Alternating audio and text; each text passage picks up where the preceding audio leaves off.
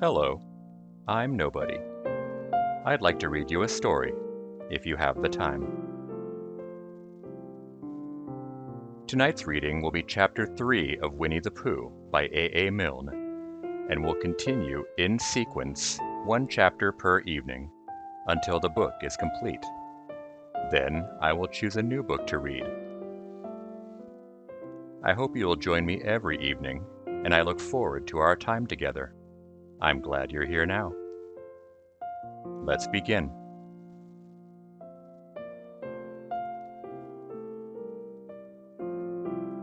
Chapter 3, in which Pooh and Piglet go hunting and nearly catch a woozle.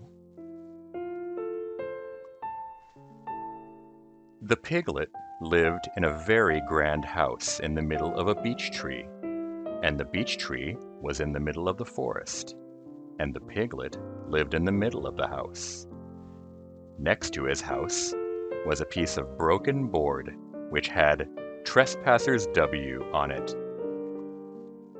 When Christopher Robin asked the piglet what it meant, he said it was his grandfather's name and had been in his family for a long time.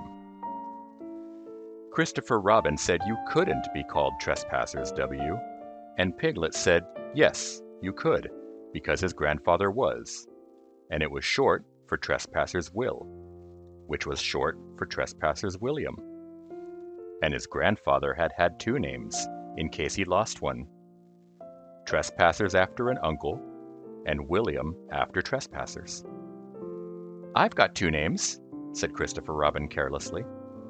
"Well, there you are. That proves it," said Piglet. One fine winter's day, when Piglet was brushing away the snow in front of his house, he happened to look up, and there was Winnie the Pooh. Pooh was walking around and round in a circle, thinking of something else, and when Piglet called to him, he just went on walking. "Hello," said Piglet. "What are you doing?" "Hunting," said Pooh. "Hunting what?"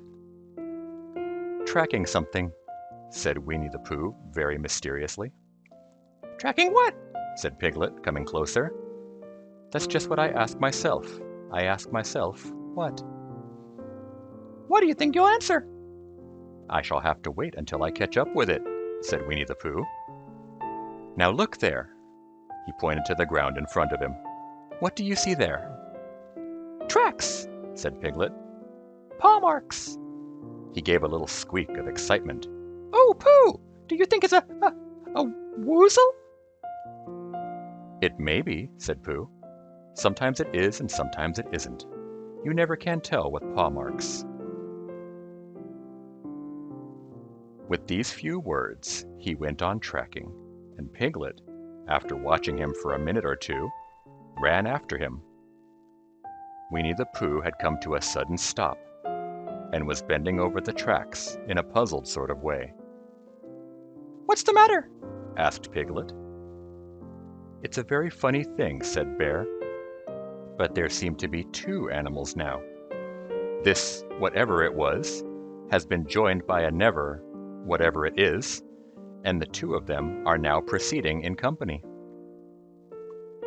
Would you mind coming with me, Piglet, in case they turn out to be hostile animals?" Piglet scratched his ear in a nice sort of way, and said that he had nothing to do until Friday, and would be delighted to come, in case it really was a woozle. "You mean in case it really is two woozles," said Winnie the Pooh, and Piglet said that anyhow he had nothing to do until Friday. So off they went together.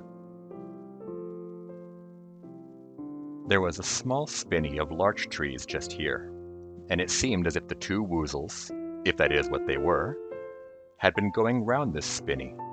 So round this spinney went Pooh and Piglet after them. Piglet passing the time by telling Pooh what his grandfather Trespassers W had done to remove stiffness after tracking, and how his grandfather Trespassers W had suffered in his later years from shortness of breath, and other matters of interest. And Pooh wondering what a grandfather was like, and if perhaps this was two grandfathers they were after now, and If so, whether he would be allowed to take one home and keep it, and what Christopher Robin would say. And still the tracks went on in front of them.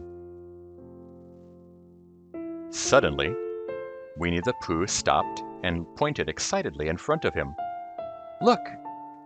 "What?" said Piglet, with a jump. And then, to show that he hadn't been frightened, he jumped up and down once or twice in an exercising sort of way. "The tracks," said Pooh. "A third animal has joined the other two." "Pooh!" cried Piglet. "Do you think it's another woozle?" "No," said Pooh, "because it makes different marks. It is either two woozles and one, as it might be, wizzle, or two, as it might be, wizzles, and one, if so it is, woozle. Let us continue to follow them."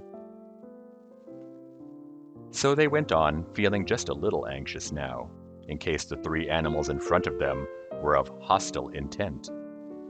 And Piglet wished very much that his grandfather T.W. were there instead of elsewhere, and Pooh thought how nice it would be if they met Christopher Robin suddenly but quite accidentally, and only because he liked Christopher Robin so much. And then, all of a sudden, Winnie the Pooh stopped again and licked the tip of his nose in a cooling manner, for he was feeling more hot and anxious than ever in his life before. There were 4 animals in front of them. "Do you see, Piglet? Look at their tracks. 3, as it were, woozles, and 1, as it was, wizzle. Another woozle has joined them." And so it seemed to be. There were the tracks, crossing over each other here, getting muddled up with each other there, but quite plainly every now and then the tracks of 4 sets of paws. "I think," said Piglet, when he had licked the tip of his nose too and found that it brought very little comfort, "I think that I have just remembered something. I have just remembered something that I forgot to do yesterday and shan't be able to do tomorrow. So I suppose I really ought to go back and do it now." "We'll do it this afternoon and I'll come with you," said Pooh. "It isn't the sort of thing you can do in the afternoon," said Piglet quickly. "It's a very particular morning thing that has to be done in the morning, and if possible, between the hours of... what would you say the time was?" "About 12, said Winnie the Pooh, looking at the sun. "Between, as I was saying, the hours of 12 and 12:05. So really, dear old Pooh, if you'll excuse me... What's that?" Pooh looked up at the sky, and then, as he heard the whistle again, he looked up into the branches of a big oak tree, and then he saw a friend of his. "It's Christopher Robin," he said. "Ah, then you'll be all right," said Piglet. "You'll be quite safe with him. Goodbye." And he trotted off home as quickly as he could, very glad to be out of all danger again.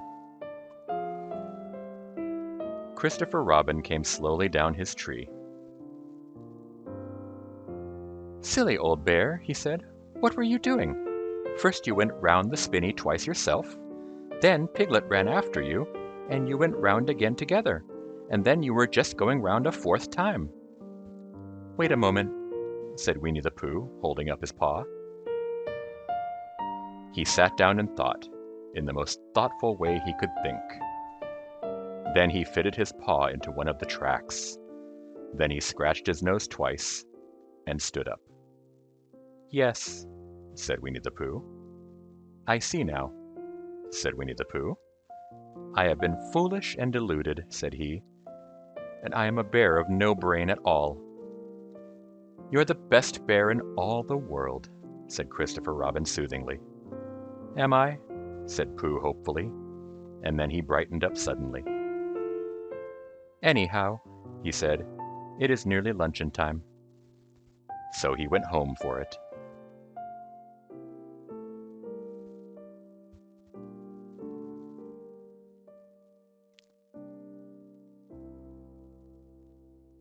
This concludes tonight's reading. Please join me tomorrow night and every night for the next chapter. Thank you for listening. Time really is the most precious thing we have, as no matter how hard we try, we cannot make more of it. As such, I truly appreciate you sharing some of your precious time with me. These stories will always be here for you whenever you have the time. Until next time, never forget, I am nobody, and nobody loves you.